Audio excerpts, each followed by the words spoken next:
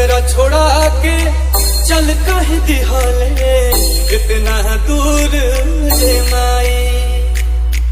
अब के बबुआ बबुआ कही के हमके पास बोलाई।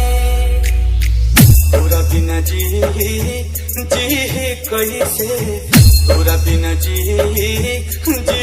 कैसे, तोर बहुरा बाहर माई। तोरा बिना जी कैसे, तोर बहुरा बाहर माई।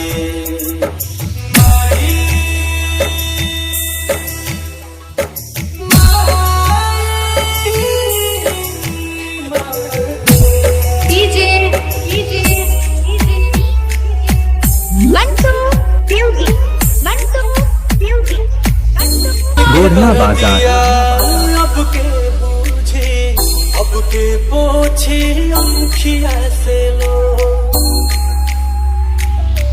के कराया गे फूट के रो।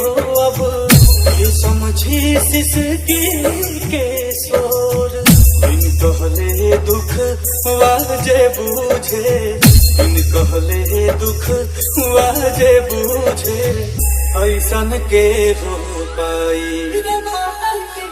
तोरा बिना जी कैसे, तोर बहुरा बाहर माई।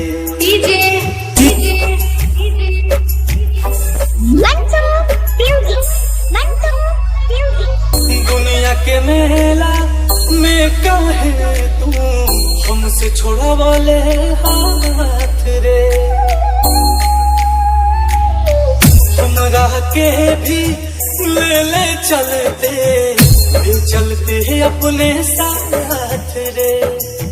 टूटा उखड़ गइल बागैया के, टूटा उखड़ गइल बागैया के, अब बछरुआ कहाँ जाई। तोरा बिना जी कैसे, तोर बहुरा बारे माई।